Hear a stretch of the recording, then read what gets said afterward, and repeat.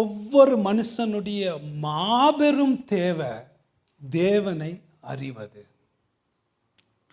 ஏன் இந்த உலகம் இவ்வளோ மோசமாக அழிஞ்சுக்கிட்டு இருக்கு? ஏன் இந்த உலகத்து மேலே கடவுளுடைய கோபம் இருக்குது? இந்த உலகத்தில் இருக்கிற எல்லா தீமைக்கும் துயரத்துக்கும் துன்பத்துக்கும் வேறு என்ன அப்படின்னா தேவனை பற்றிய அறியாமை தான் காரணம்.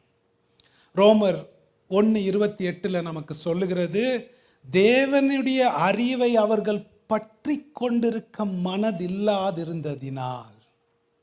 எல்லாருக்கும் ஒரு மூளை இருக்குது, நம்ம எல்லாருக்கும் ஒரு மூளை இருக்குது. அதில் கொஞ்சம் தான் நம்ம பற்றி கொள்ள முடியும்.